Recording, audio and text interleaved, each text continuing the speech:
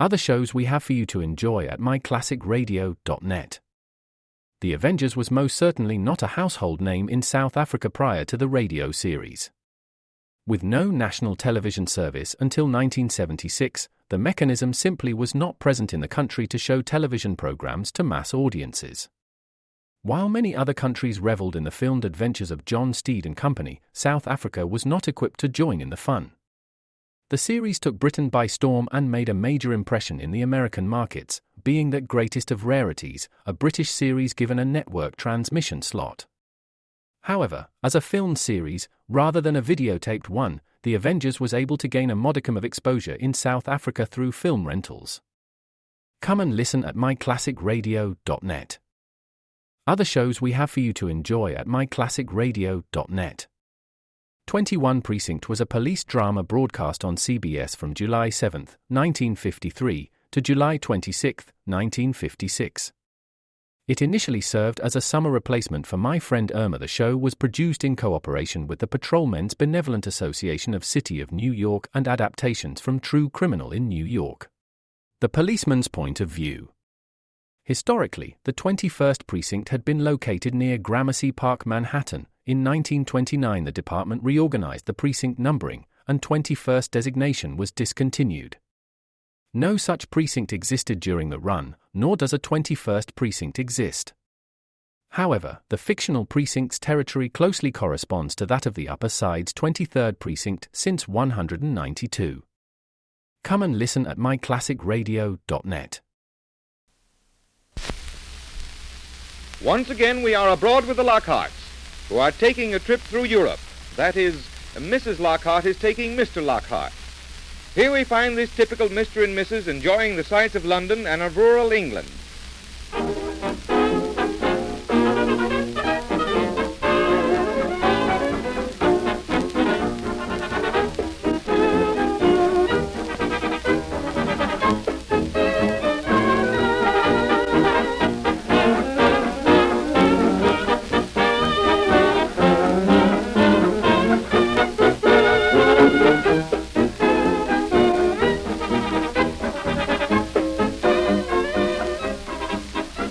As you probably know, Mr. Lockhart represents the average businessman. Blunt, comfortable, knows his own mind, enjoys his business and his home community, and would much rather have gone fishing. Mrs. Lockhart is the pleasant type, a good housekeeper, belongs to the Woman's Club and the Literary Club of her town, and still retains the spirit of romance. We listen in to them as they are about to take a sightseeing trip around London.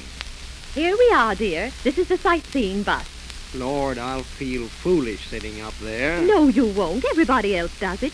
Now, let's sit in the middle of the bus. No, let's sit up there near the driver. Oh, I think it's nicer back here. Well, I want to be near the guide so I can ask him questions. But, dear, they don't want to be pestered with questions when they're explaining things. Now, my dear, you brought me over on this trip to find out things, and I'm going to find them out. All right, dear. Have it your own way, but do be tactful. I'm always tactful. Look, they're getting ready to start. There's our guide. He looks a nice person. Good morning, ladies and gentlemen. We've a nice morning for our drive around the historical parts of the great city of London, the crossroads of the empire. Excuse me, guide. Yes, sir? What are we going to see this morning?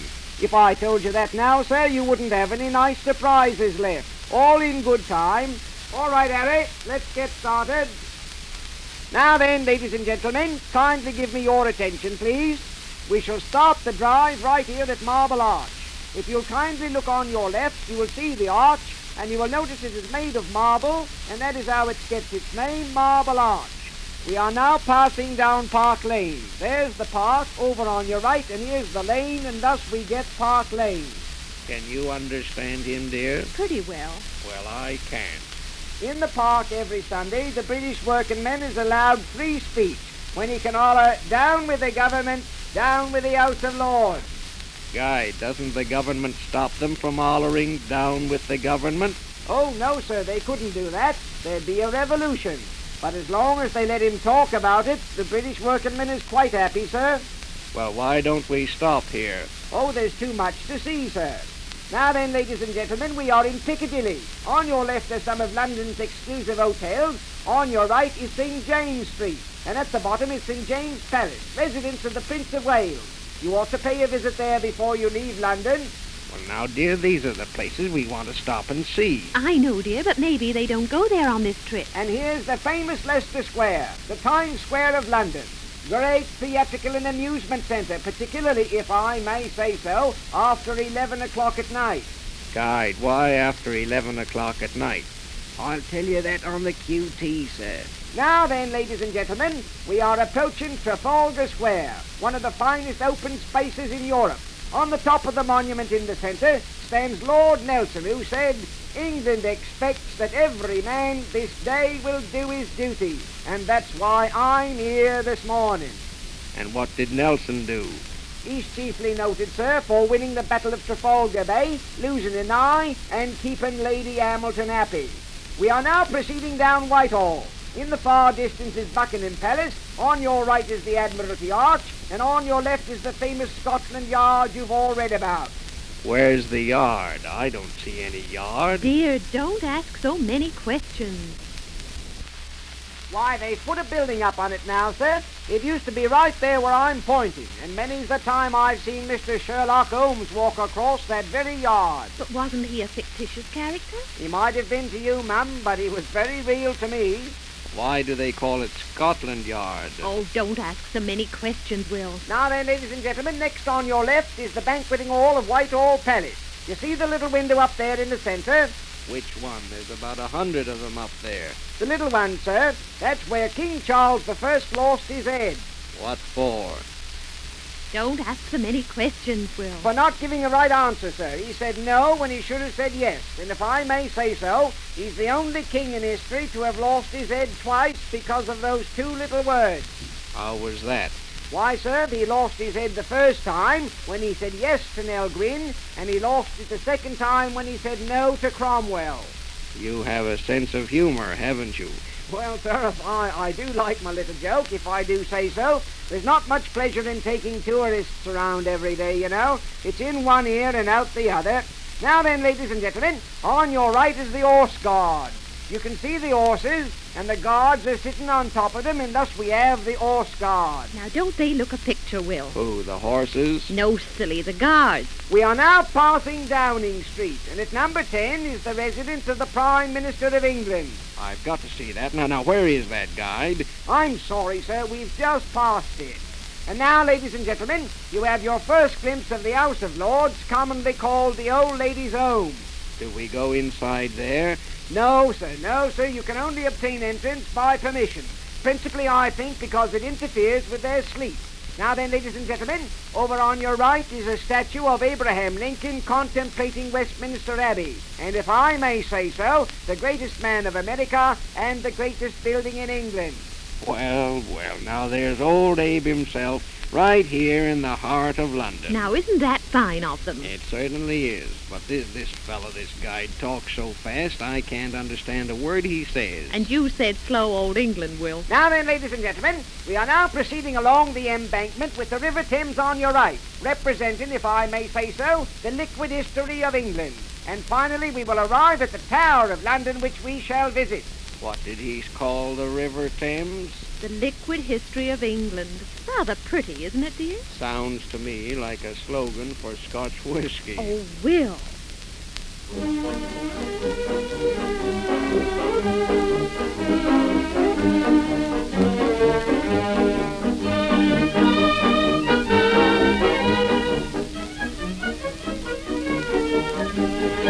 Now, ladies and gentlemen, here we are at the Tower of London, representing the good old days of Merry England and bluff King Hal, the man, if I may say so, who made divorce fashionable. Follow me, please, and keep close together. Oh, you see that man over there in the uniform? He's one of the guards of the tower. They call him the Beef Eaters. That chap, I know him, though. He's a vegetarian. We are now standing on Tower Hill. From the year 1388, 17 executions were performed on the very spot you're standing on, madam. Oh, mercy. Follow me, please. Ahead of us now is the Tower Moat. You see the square window up there? Well, from that window, ladies and gentlemen, Lady Jane Grey saw her husband's headless body brought in from Tower Hill. Good gracious. My lord. Ah, those were the good old days of England. Merry England, not off. This way, please. Goodness. The things they did in those days, Will. I'll never again say these people are slow. This bird has me gasping for breath already. Here we are, please. Now keep close together. The spot you are now standing on, ladies and gentlemen, is called Tower Green. Very much visited nowadays, and very much avoided, if I may say so, in those good old days I've just mentioned. This was Henry VIII's favourite parting place. Now that's better. That's more interesting and pleasant. Who did he part from here, Mr. Guide? Why, sir, this is where he said goodbye to his second wife, Queen Anne Boleyn, and his fifth wife, Queen Catherine Howard. How do you mean he said goodbye? Why, madam, old Henry cut off Anne Boleyn's head here in May 1536, Heavens. and Catherine Howard dead 6 years later in 1542. Oh, dear.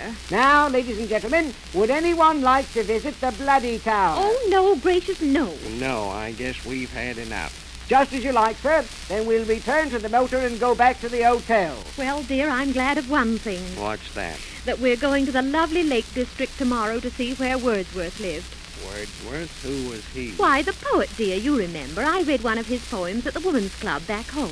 Oh, well, do you know what would please me more than anything right now? What, dear? To be able to step into a child's restaurant and order up a good cup of coffee.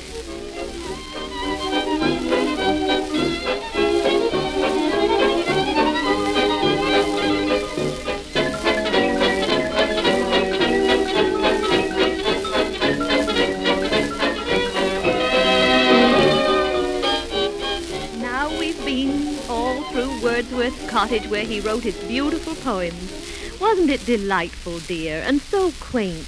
Yes, but I don't see how they ever lived in those tiny cottages. Look, dear, there's an old character. He must be the man who owns the blacksmith shop. Look, he's coming towards us. Good day to you. Good day to you. A fine day it is for seeing the cottage yonder. Yes, it's a nice day. Ah, but fine or wet, there'll be always folk a-coming to visit the cottage. Now, do you mind telling me what it is you think you were going to see in there? Well, it's Wordsworth's cottage, and he was a very famous man. Famous, you call it? Yes, and a poet. And we came to see the place where he lived and worked. Oh, worked you call it. Aye, that's what you all think, but I'll tell you different. Old Wadsworth, that's what we called him. He never did a stroke of work in his life. Oh, well, I don't see how you could say that. Well, ma'am, I'll tell you, and it's a very disappointing tale, too. Will, come here. Don't go away. Yes, your husband will like to listen. Me father knew old Wadsworth. Me grandfather knew him, and a queer man he was. Silent, unfriendly. Was he really? He was that. He never bid the time of day to anyone. He'd go on down there to that bit of a rock by the lake that you call Wadsworth Seat, and he'd sit there all day and do nothing. Nothing, mind you, but look at the water in the mountains. We thought he was daft. Yes, I suppose you would. Now, you can call that work if you've a mind to.